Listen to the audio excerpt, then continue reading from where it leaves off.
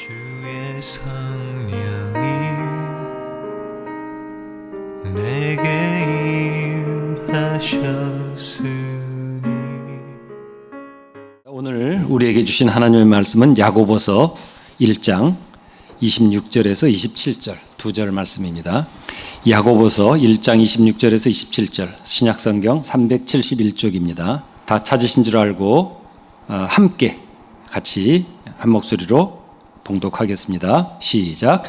누구든지 스스로 경건하다 생각하며 자기 혀를 재갈 물리지 아니하고 자기 마음을 속이면 이 사람의 경건은 헛것이라. 하나님 아버지 앞에서 정결하고 더러움이 없는 경건은 곧 고아와 과부를 그 환난 중에 돌보고 또 자기를 지켜 세속에 물들지 아니하는 그것이니라. 아멘. 사람은 내 주변 환경이 지금보다 더 나은 곳에 살고 싶어 합니다. 그 이유는 여러 가지가 있겠지만 근본적인 이유는 대개 나의 이익, 즉 내 재산, 내 아이, 내 명성이 있다고 할 수가 있습니다. 기독교인도 이와 크게 다르지 않습니다. 부자 동네에는 빈민구호소 같은 기피시설이 들어가지 못합니다. 그 부자 동네에도 기독교인이 20, 30% 정도 살고 있지만 그들이 나서서 기피시설이 들어가게 되었다는 얘기는 제가 듣지 못했습니다. 내가 사는 집 근처에 노숙자 쉼터 같은 그런 기피시설이 생긴다면 우리는 찬성할 수 있을까요? 우리는 부자와 권력자들을 쉽게 비판합니다. 그들의 불법과 위선을 반찬 삼아 식사할 때가 얼마나 많은지 모릅니다. 하지만 우리 자신을 살펴보면 우리 역시 그렇습니다. 성도들 또한 자기가 말한 정의대로 살지 못하죠. 오늘 본문은 이 문제를 다루고 있습니다. 성도는 윤리적이어야 합니다. 그러나 성경은 윤리가 아니라 경건을 요구하고 있습니다. 26절을 보면 스스로 경건하다 생각하는 사람에 대해 이야기를 하고 있습니다. 자신이 경건하다고 생각하면서 혀를 재갈 물리지 않으면 자기 마음을 속이는 자, 즉 위선자라고 말씀합니다. 경건이라고 번역된 헬라어 명사 트레스게이아는 본문에서는 경건으로, 사도행전에서는 종교로, 그리고 골로새서에서는 천사 숭배, 숭배로 그렇게 번역이 되어 있습니다. 따라서 이 단어는 종교인, 예배하는 사람에게 사용된 그러한 단어입니다. 경건하다고 생각하는 사람, 이 말은 다르게 말하면 신자라고 생각하는 사람입니다. 내가 믿는 사람이다, 나는 신자다라고 생각하는 사람을 의미하는 것이죠. 칼빈은 경건을 하나님을 사랑함으로 경외하는 것이라고 정의했습니다. 사랑은 순결을 요구합니다. 따라서 경건 또한 순결을 요구합니다. 27절에 나온 정결하다, 흠이 없다라는 말도 다 비슷한 의미입니다. 이렇게 비슷한 의미가 반복해서 나온 것은 이것이 굉장히 중요한 특성이다라는 것을 말해주고 있습니다. 순결하지 않은 사랑과 예배는 거짓이며 헛됩니다. 즉 위선이라는 말입니다. 하나님께 인정받지 못한다는 것이죠. 본문은 스스로 경건하다 생각하는 사람에게 가장 중요한 세 가지 덕목을 제시합니다. 먼저 스스로 경건하다 생각하는 사람은 위선자가 되지 않기 위해 혀를 재갈 물려야 합니다. 하나님은 참 신자의 특징 중 왜 혀를 재갈 물리는 것을 가장 먼저 말씀하셨을까요? 그것은 혀, 즉 말이 가지는 힘 때문입니다. 인간의 악한 본성을 따르는 말은 반드시 상대방을 파괴하고 죽이게 됩니다. 그러면서 동시에 자기 자신은 높입니다. 이것은 하나님께서 극도로 싫어하시는 일입니다. 잠언에 여호와께서 싫어하시는 것, 곧 그 마음에 미워하시는 것이 67가지가 있다고 말씀하는데 그 중에서 3가지가 이 혀와 말과 관계되는 것입니다. 거짓된 혀와 거짓을 말하는 망령된 증인과 그리고 형제 사이를 이간하는 자라고 했습니다. 다 말로 인해서 일어나는 일들이죠.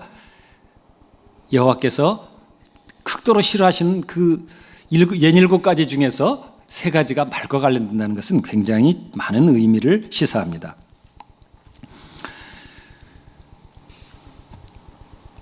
그래서 우리는 혀를 재갈 물려야 하는데요. 재갈은 가축이 주인의 말을 잘 듣도록 하는 도구죠.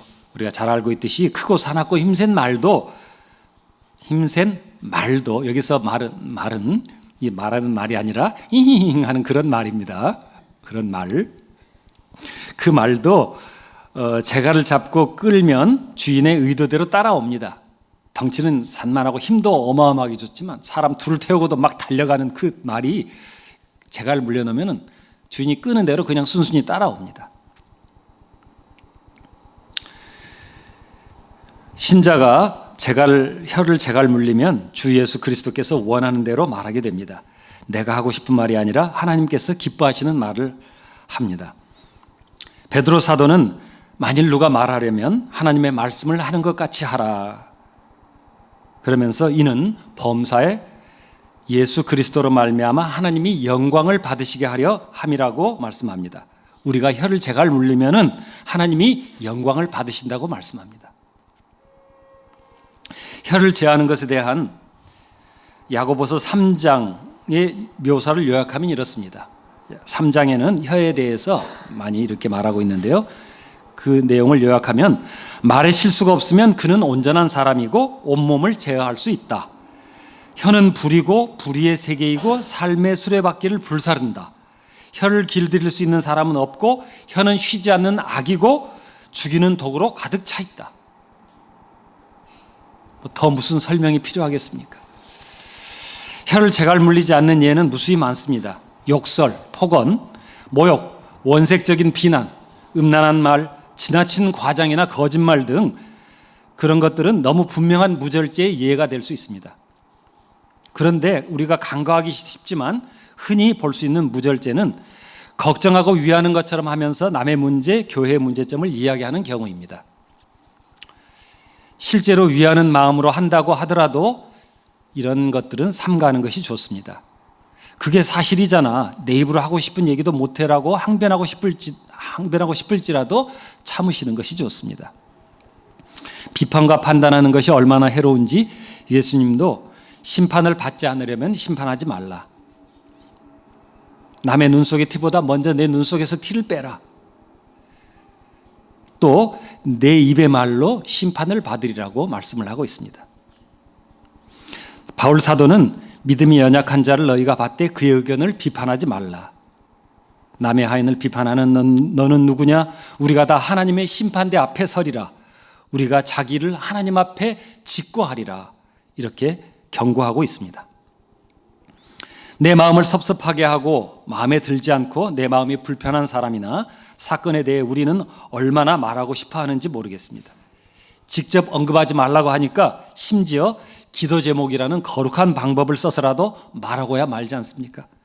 누구 들으라고 하는 말이 아니고요. 바로 제 자신의 이야기입니다. 신자는 교회가 공적으로 문제 해결을 위해 허락한 논의의 장을 제외하고는 나 자신의 문제만 지적할 수 있을 뿐입니다. 허락된 논의의 장에서조차도 감정이 아니라 사실과 대안만을 말할 수 있어야 합니다. 참된 신자는 하나님께서 원하는 말만 할 수 있도록 혀를 재갈 물리는 사람입니다. 아첨 또한 자신에게 지금이나 미래라도 이익이 될 것을 생각하고 말하는 것이기 때문에 마음을 속이는 말이라고 할 수 있습니다.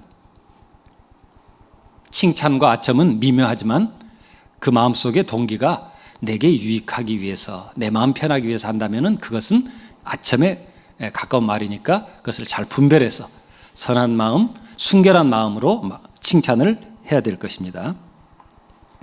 말과 함께 신자의 경건을 방해하는 중요한 요소가 있는데 그것은 탐심입니다. 탐심과 반대되는 마음은 자족하는 마음이죠. 그러나 자족하는 마음이 있으면 경건은 큰 이익이 되느니라. 이렇게 성경은 말씀하고 있습니다. 탐심을 가지고 있으면 경건이 무익하다는 뜻이 됩니다. 아무리 경건한 삶을 살더라도, 그렇게 경건한 행위를 하더라도 탐심을 가지고 있는 상태에서 하는 것은 무익하다는 말씀입니다. 부활해야 하는 탐심은 시험과 올무와 여러 가지 어리석고 해로운 욕심에 떨어진다고 말씀하고 있습니다. 사람을 파멸과 멸망에 빠지게 한다고 말씀합니다. 예수님은 마음에 가득한 것을 입으로 말한다고 하셨습니다. 입만 열면 우리가 돈에 대해서, 재산에 대해서, 그리고 부와 같은 것에 대해서 말한다면은 마음속에 탐심이 가득 들어있다는 것을 증명하는 그런 상황이죠. 탐심을 가진 채 스스로 경건하다고 생각하는 사람은 자기 마음을 속이고 있는 것이 아닐까요? 이런 경건은 하나님이 인정하지 않습니다. 무익하고 헛되다고 말씀합니다. 무효라는 말씀입니다. 그렇다면 하나님이 인정하시는 참된 경건은 무엇입니까? 참 신자는 무엇을 해야 합니까? 본문 27절에서 정결하고 흠이 없는 경건은 고아와 과부를 그들의 환난 중에 돌보는 것입니다. 고아, 과부는 성경에서 모든 가난하고 불쌍한 사람을 대표합니다. 이사야는 이스라엘의 죄악에 대해서 고아를 위하여 신원하며 과부를 위하여 변호하라는 고발을 수없이 반복하고 있습니다. 고아와 과부를 돌보는 일에 대한 강조는 하나님이 우리의 참된 남편이 되시며 자식을 긍휼히 여기시는 아버지가 되시기 때문입니다. 하나님의 사랑, 구원하시는 사랑인 헤세드가 가장 분명하게 드러나는 대상이 곧 고아와 과부입니다.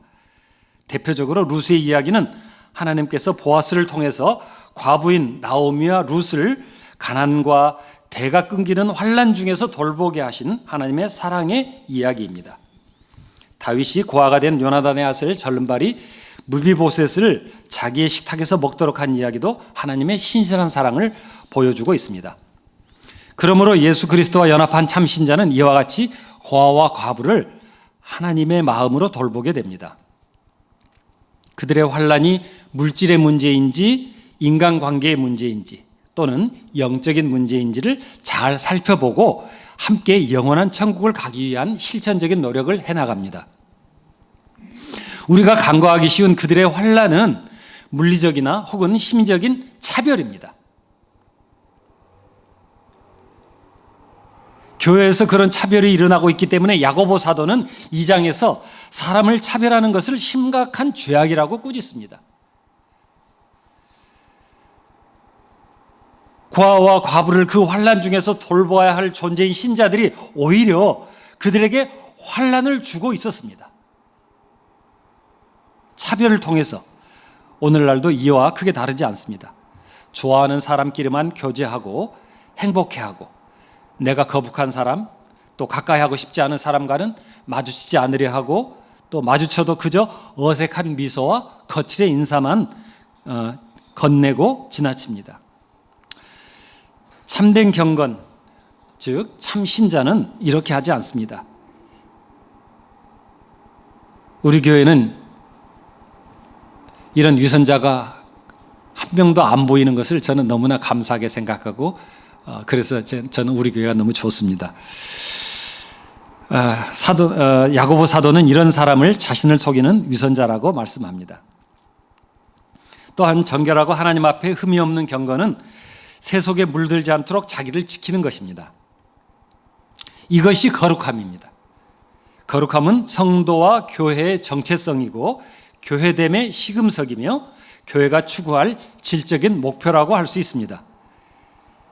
세속 문화는 하나님을 대적하거나 무관심하기 때문입니다. 바울 사도도 너희는 이 세대를 본받지 말라고 말씀합니다. 직역한다면 이 세대에 의하여 끌려가지 말라, 동화되지 말라인데요. 물들지 말라와 동일한 뜻입니다. 물들려고 하지 않아도 접촉하고 있으면 물이 들죠. 물들지 않기 위한 어떤 조치를 해야 한다는 말입니다.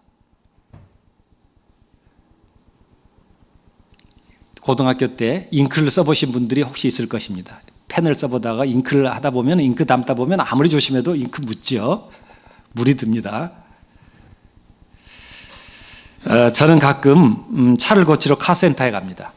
기계와 공구에 관심이 많아서 고치는 것을 유심히 살펴봅니다. 아주 재밌죠. 주변에 다양한 종류의 크기와 처음 보는 여러 가지 공구들이 있습니다. 그런 거를 보면은 하나씩 이렇게 만져봅니다. 이건 뭐지? 비록 깨끗이 닦여 있는 공구인데도 그렇게 1시간쯤 지나고 보면은 제 손에 어느새 기름때가 많이 묻어 있는 것을 발견합니다. 안 묻도록 되게 조심했는데도 결국에는 손을 비누로 씻어야 합니다. 기름 묻은 공구를 만지면 기름때가 묻듯이 우리는 세속 문화 속에 살기 때문에 물들지 않도록 지키는 노력이 필요합니다. 우리 주변의 정치, 경제, 사회, 문화, 교육은 물론이고 심지어 적어도 우리 생각으로는 그렇지 않아야 할 거라고 믿고 있는 종교까지도 많은 부분에서 세속적입니다. 간음이나 살인, 도둑질 같은 잘못된 행동은 우리가 쉽게 죄로 인식하기 때문에 조심하기 쉽습니다. 누구나 조심하죠, 쉽게.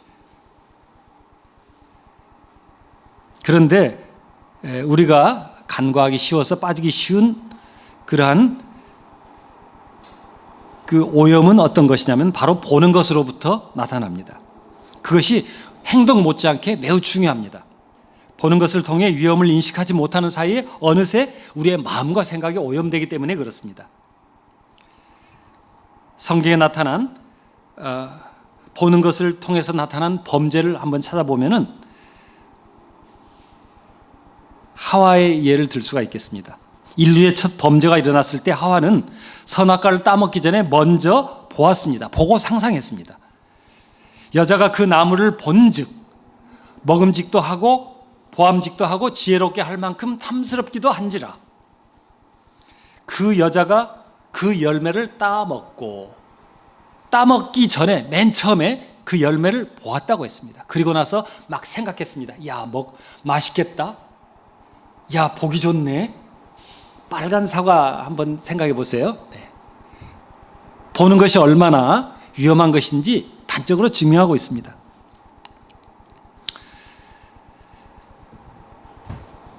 세속에 물들지 않기 위해 성도는 특히 보는 것을 매우 조심해야 합니다.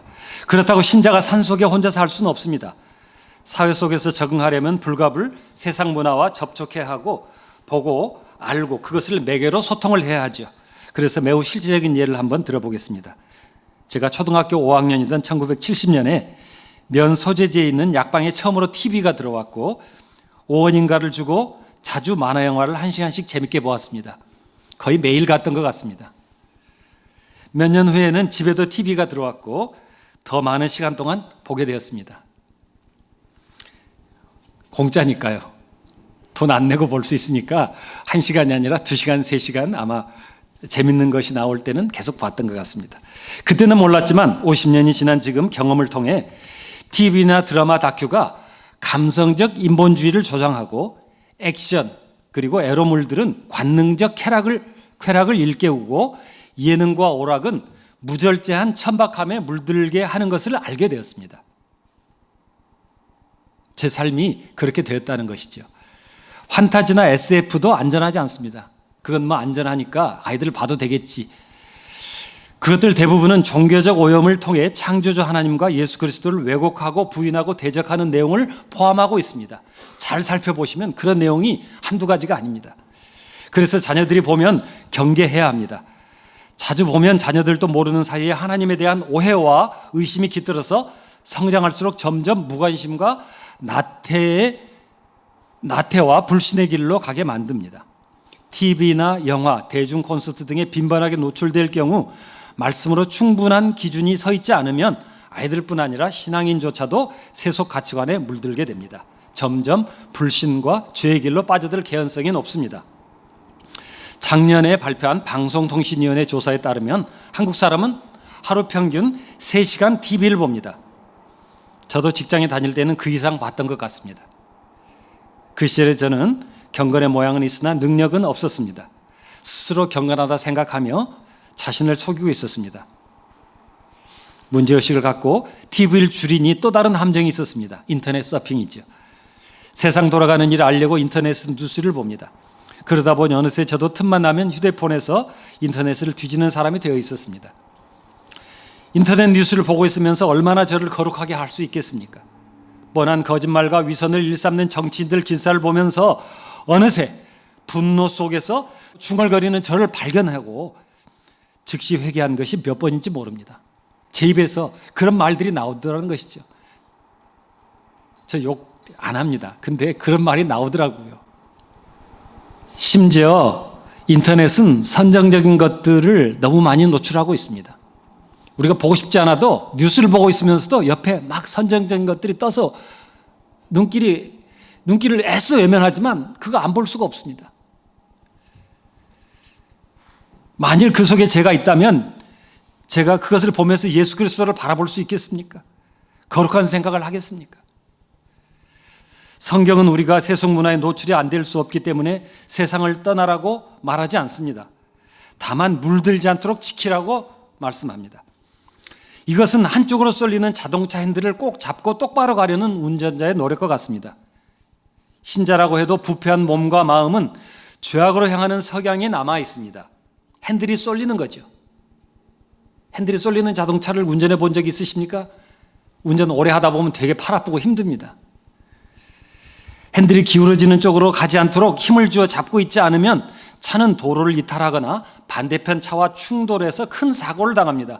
속도에 따라서는 죽을 수도 있습니다. 그러므로 우리는 세상 속에서 자기를 지켜야 합니다. 단순히 TV 안 보고 인터넷 검색을 안 한다고 경건해지는 것은 아닙니다. 그 둘을 피하면 다른 함정이 우리를 기다리고 있죠. 스포츠, 여행, 맛집 찾기, 친구들과 함께 다니기, 카페나 동호회, 쇼핑, 게임, 취미생활.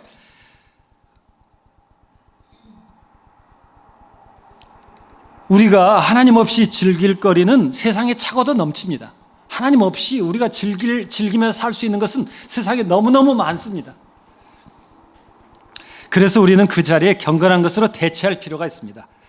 헛된 세속 문화가 삶을 지배하던 그 자리에 예배나 성경 공부, 그리고 기도회, 성경 읽기와 암송, 교회를 통한 봉사활동 등을 대체해 나가야 합니다. 바울 사도는 디모데에게 망령되고 허탄한 신화를 버리고 경건에 이르도록 내 자신을 훈련하라고 요구했습니다. 예수 그리스도를 향한 굳은 믿음을 가지고 성령의 검, 곧 하나님의 말씀으로 충만하면 세상의 것들이 들어올 틈이 없어 물들지 않을 수 있습니다. 더 좋은 방법이 있을까요? 저는 찾지 못했습니다. 구원받은 성도는 윤리적인 사람입니다. 결코 율법을 폐기하지 않죠. 기독교인이라면서 불신자도 비웃을 부도덕이 비일비재한 이유는 이 점을 오해하기 때문입니다. 그럼에도 불구하고 성경은 신자가 윤리적 삶을 목표로 하라고 말씀하지 않습니다. 그것을 목표로 하라고 하지 않습니다. 왜냐하면 율법의 행함으로는 구원을 받을 수 없기 때문입니다. 성경은 신자에게 오직 예수 그리스도를 목표로 하라고 요구합니다. 왜냐하면 하나님의 아들 자신이 스스로 인간인 그리스도가 되셨고 율법에 완전하게 순종하셨고 택한 자들을 위해 그들의 죄에 대한 하나님의 진노를 모두 받으셨고 성령을 보내셔서 믿음으로 그리스도와 연합하게 하신 하나님과 죄인 사이에 유일한 중보자가 되시기 때문입니다. 하나님과 사람 사이에 유일한 중보자가 되시는 예수 그리스도를 그래서 바라보라고 말씀하고 있습니다. 예수 그리스도는 율법의 요구이시며 율법의 완성이시기 때문에 그렇습니다.